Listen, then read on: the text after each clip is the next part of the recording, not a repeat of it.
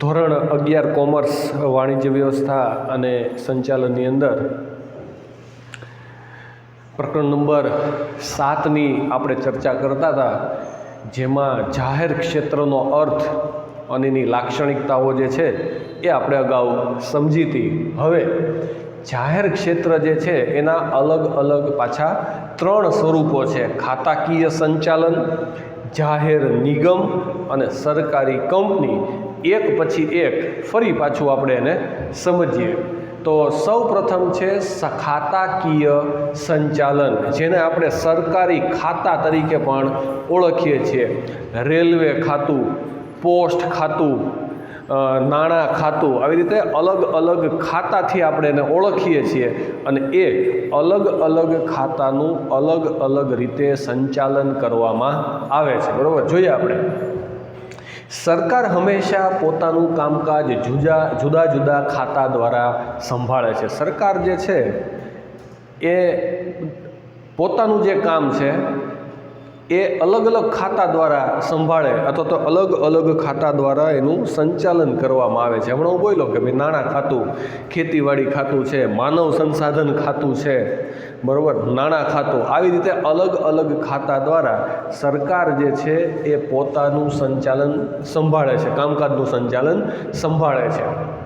આવા કોઈ સરકારી ખાતા દ્વારા જ્યારે જાહેર ક્ષેત્રનું સંચાલન થતું હોય તેને ખાતાકીય સંચાલન કહે છે. આવા કોઈ સરકારી ખાતા દ્વારા જ્યારે પણ જાહેર ક્ષેત્રનું સંચાલન થતું હોય તો એને શું કહેવાય? ખાતાકીય સંચાલન કહે છે.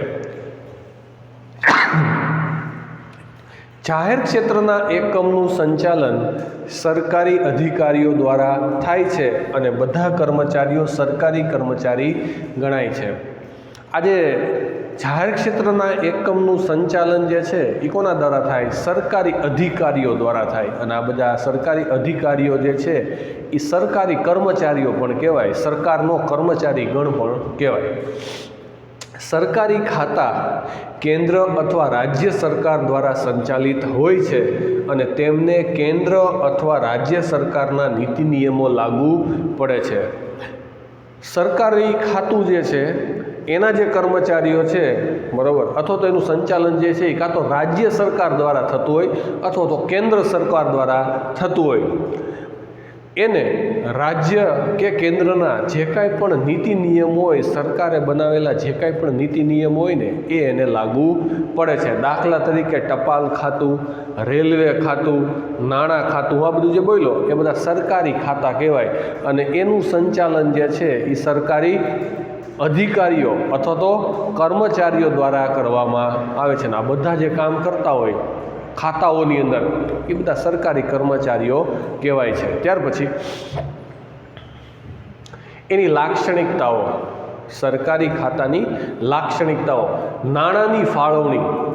ખાતાકીય સંચાલનના ઉદ્યોગોને નાણાંની ફાળવણી સંબંધિત સરકારી અંદાજપત્રમાંથી થાય છે અને સરકારી ખાતાની આવક એ સરકારી તિજોરીમાં જમા થાય છે. નાણાંની ફાળવણી સરકારી ખાતામાં કઈ રીતે થાય? બજેટ દ્વારા, અંદાજપત્ર દ્વારા. તમે જુઓ કે ભાઈ ફેબ્રુઆરીની અંદર આપણા જે નાણામંત્રી હોય એ અંદાજપત્ર તૈયાર કરે, બજેટ તૈયાર કરે, બરાબર.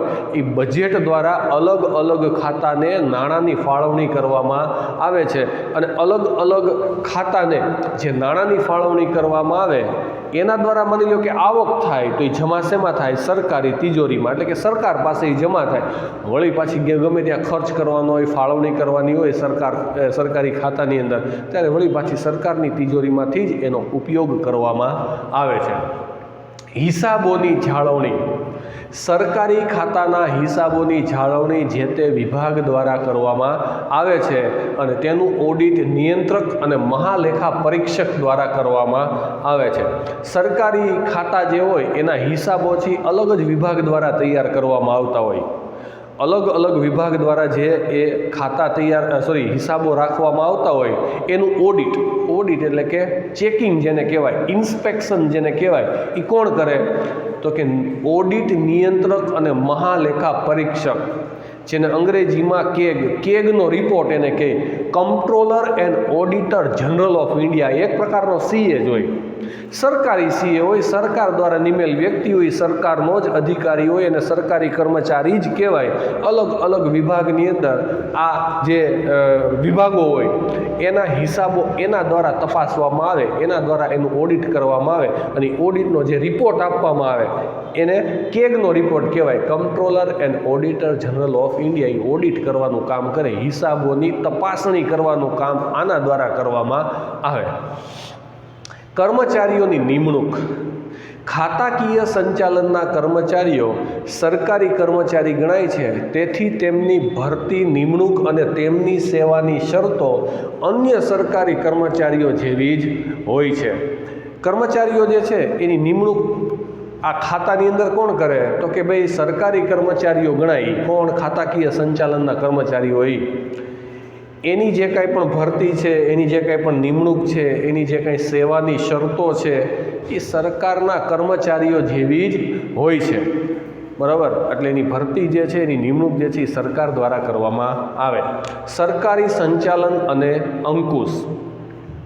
સરકારી ખાતાનું સંચાલન અને અંકુશ જે તે ખાતાના પ્રધાનની સીધી દેખરેખ હેઠળ સનદી અધિકારીઓ દ્વારા કરવામાં આવે છે. સરકારી ખાતું જે હોય ને એનું સંચાલન છે જે તે ખાતાના પ્રધાન જે હોય એની સીધી દેખરેખ નીચે કરવામાં આવતું હોય છે. અને સનદી અધિકારીઓ આઈએએસ અને આઈપીએસ કક્ષાના જે અધિકારીઓ હોય, કલેક્ટર કક્ષાના જે અધિકારીઓ હોય એના દ્વારા એનું સંચાલન થતું હોય. બરાબર?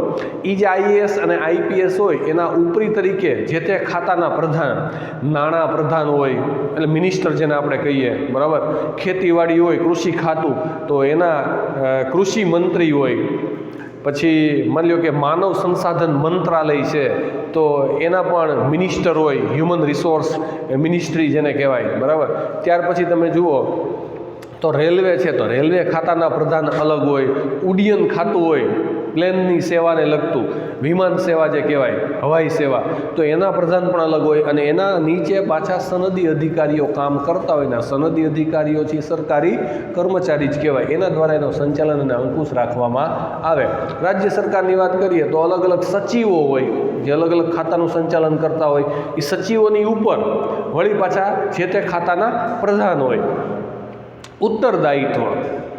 જે તે સરકારી ખાતાના કાર્યોની જવાબદારી ખાતું સંભાળનાર પ્રધાનની હોય છે અને પ્રધાનનું પ્રત્યક્ષ ઉત્તરદાયિત્વ સંસદ કે વિધાનસભા પ્રત્યે હોય છે.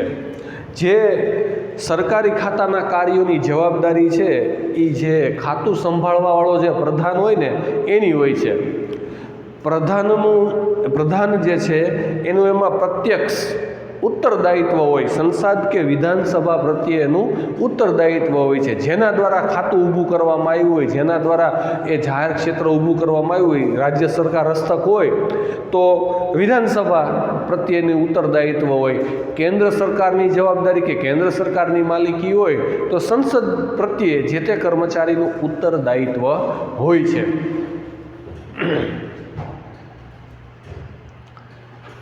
ત્યાર પછી બીજું છે જાહેર નિગમ. બીજું છે જાહેર નિગમ. સંસદ કે વિધાનસભાના ખાસ કાયદા દ્વારા અસ્તિત્વમાં આવેલા એકમને જાહેર નિગમ કહે છે. સંસદની અંદર અથવા તો વિધાનસભાની અંદર ખાસ કાયદો કે ખરડો પસાર કરીને જે સંસ્થાની સ્થાપના કરવામાં આવે, જે એકમની સ્થાપના કરવામાં આવે એને જાહેર નિગમ તરીકે ઓળખવામાં આવે છે. દાખલા તરીકે વિધાનસભાની અંદર ગુજરાત રાજ્ય બીજ નિગમ લિમિટેડ, બરાબર, કે જે ખેડૂતોને બિયારણ અને જંતુનાશક દવાઓ જે છે એ આપવાનું કામ કરે છે. નિગમની સ્થાપના વિધાનસભાની અંદર કાયદો પસાર કરીને તાત્કાલિકી કરવામાં આવી હોય. પછી સંસદની અંદર કાયદો પસાર કરીને દિલ્હીની અંદર, બરાબર, ભારતીય જીવન વીમા નિગમ, ભારતીય જીવન વીમા નિગમ તો એ જાહેર નિગમ છે. બરાબર? તો એ નિગમની સ્થાપના જે છે એ કાં તો વિધાનસભામાં અને કાં તો સંસદની અંદર ખાસ કાયદો પસાર કરી, બરાબર, સંસદ સભ્યો કે ધારાસભ્યોની હાજરીમાં એને પસાર કરી અને એની સ્થાપના કરવામાં આવે છે. આ કાયદામાં નિગમની સત્તા, ફરજો, અધિકારો, જવાબદારીઓ, કર્મચારીની નોકરી માટેના નિયમો અને સરકારી ખાતા સાથે કાયદાકીય સંબંધની જોગવાઈ કરવામાં આવી હોય છે. આ જે કાયદો પસાર કરવામાં આવે સંસદ કે વિધાનસભાની અંદર, એમાં જે કર્મચારીઓ છે એની સત્તા, ફરજો, નિગમના અધિકારો, એની જવાબદારીઓ, કર્મચારીની નોકરી માટેના નિગમના જે કર્મચારીઓ હોય એના નિયમો, પછી સરકારી જે ખાતાઓ અલગ અલગ છે બરાબર, એની જે કાયદાકીય સંબંધની જે જોગવાઈઓ હોય એ પણ એની અંદર કરવામાં આવી હોય છે. દાખલા તરીકે ભારતીય જીવન વીમા નિગમ, Indian airlines, food corporation of India, Gujarat રાજ્ય શાળા પાઠ્યપુસ્તક મંડળ, આ બધા જે છે ને નિગમો છે. અને આ નિગમો જે છે એ વિધાનસભાની અંદર અથવા તો સંસદની અંદર ખાસ પ્રકારનો કાયદો પસાર કરી અને એની સ્થાપના કરવામાં આવેલી હોય છે. પછી લાક્ષણિકતાઓ, આ જે નિગમો છે એની લાક્ષણિકતા આપણે જોઈએ. પહેલું છે સ્થાપના. જાહેર નિગમની સ્થાપના અને સંચાલન સંસદ કે વિધાનસભામાં પસાર કરાયેલા ખાસ કાયદા દ્વારા થાય છે. આ કાયદામાં જાહેર નિગમનો હેતુ, અધિકારો, જવાબદારીઓ અને ખાસ સવલતો વિશેની માહિતી આપવામાં આવે છે. આ જે જાહેર નિગમો છે એની સ્થાપના ક્યાં કરવામાં આવે? આપણે એમાં અગાઉ જોયું એના અર્થની અંદર, પ્રસ્તાવનાની અંદર, કે ભાઈ સંસદ કે વિધાનસભાની અંદર ખાસ કાયદો પસાર કરી અને એની સ્થાપના કરવામાં આવે છે. એટલે આ કાયદો જે બનાવવામાં આવ્યો હોય ને એમાં જ નિગમના જે હેતુઓ છે, એને લગતી જોગવાઈઓ છે, એની જવાબદારીઓ છે, એના અધિકારીઓ જે છે, એની માહિતી જે છે એ આ કાયદાની અંદર આપવામાં આવેલી હોય છે. માલિકી જે છે, નિગમની માલિકી કોની હોય? જાહેર નિગમની માલિકી કેન્દ્ર કે રાજ્ય સરકાર કે સંયુક્ત રીતે હોય છે. કાં તો રાજ્ય સરકારની માલિકી હોય, કાં તો કેન્દ્ર સરકારની માલિકી હોય, અથવા તો બેની સંયુક્ત માલિકી જે છે એ હોય છે. કહેવાય સરકારી ખાતું છે બરાબર, સરકાર દ્વારા જેનું સંચાલન કરવામાં આવતું હોય. સરકારે નિમેલ અધિકારીઓ, સરકારી કર્મચારીઓ જે છે એ જેનું સંચાલન કરતા હોય.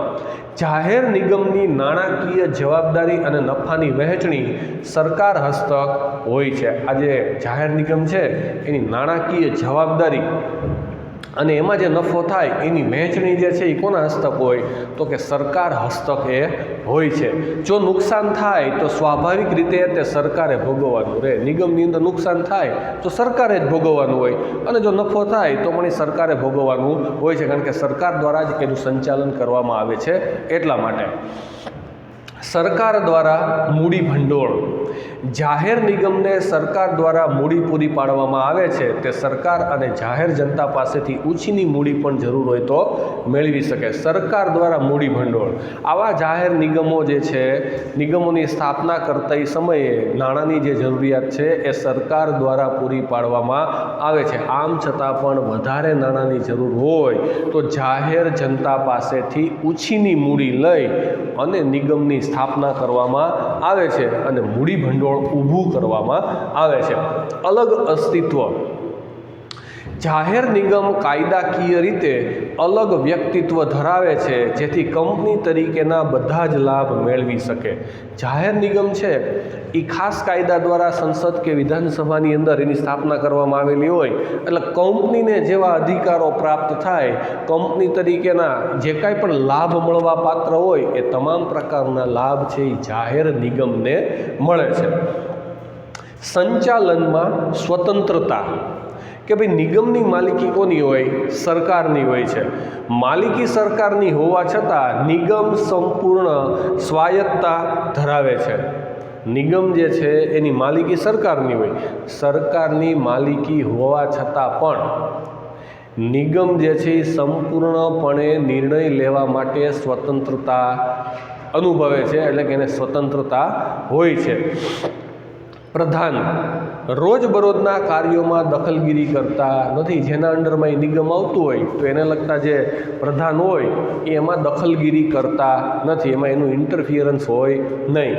નિર્ણયો લેવા અને તેનો અમલ કરવા જાહેર નિગમને મોકળાશ મળે છે. બરાબર, નિર્ણય લેવા માટે તેમજ એનો અમલ કરવા માટે આ જાહેર નિગમ જે છે ને એને મોકળાશ મળે છે. કારણ કે સરકારની કે એના જે તે ખાતાના પ્રધાનની એમાં કોઈ પણ પ્રકારની દખલગીરી હોતી નથી. કર્મચારી નિયમો. જાહેર નિગમોના કર્મચારીઓને સરકારી કર્મચારીઓના નિયમો લાગુ પડતા નથી. ભલે એ હોય સરકારનું સંચાલન, સરકારની માલિકીનું હોય, તો પણ જાહેર નિગમના જે કર્મચારીઓ છે એને સરકારી કર્મચારીઓના નિયમો છે એ લાગુ પડી શકે નહીં, ને લાગુ પડતા નથી. જાહેર નિગમના કર્મચારીઓના નોકરીના નિયમો જે તે નિગમના કાયદામાં હોય. ઓલો જે કાયદો સંસદ કે વિધાનસભાની અંદર પસાર કરવામાં આવે ને એ કાયદામાં જ કર્મચારીઓ માટેના જે કાંઈ પણ નિયમો હોય ને એમાં બતાવેલા હોય. સરકારી કર્મચારીઓને જે કાંઈ પણ, દાખલા તરીકે બેંકની અંદર, સરકારી બેંકની અંદર જે કામ કરતા કર્મચારી હોય એને જે નિયમો લાગુ પડે એના કરતાં જાહેર નિગમના જે કર્મચારીઓ હોય એના નિયમો અલગ હોય, કાયદામાં જ બતાવવામાં આવેલા હોય. જે અનુસાર કર્મચારીઓએ ફરજ બજાવવાની હોય છે. ઘણી વખત સરકારના અધિકારીઓને જાહેર નિગમના સંચાલન માટે પ્રતિનિયુક્તિ ઉપર રાખવામાં આવે છે. બરાબર, એટલે કર્મચારીઓએ કાયદામાં બતાવેલા જે નિયમો છે એ અનુસાર પોતે પોતાની ફરજ બજાવવાની હોય છે. ઘણી બધી વખત સરકારી અધિકારીઓ જે છે એને ડેપ્યુટેશન ઉપર પ્રતિનિયુક્તિ માટે થોડોક ટાઈમ માટે નિગમનું સંચાલન કરવા માટે સરકાર મૂકે છે. સંચાલક મંડળ દ્વારા સંચાલન. જાહેર નિગમનો વહીવટ સંચાલક મંડળ સંભાળે છે. સંચાલક મંડળની નિયુક્તિ સરકાર કરે છે અને જાહેર જીવનમાં વ્યસ્ત વ્યક્તિઓ, સફળ ધંધાદારીઓ, વ્યવસાયમાં નિષ્ણાત હોય તેવી વ્યક્તિઓને નિમવામાં આવે છે. આ જાહેર નિગમ જે છે એનો સંપૂર્ણ વહીવટ જે છે સંચાલક મંડળ દ્વારા સંભાળવામાં આવે છે.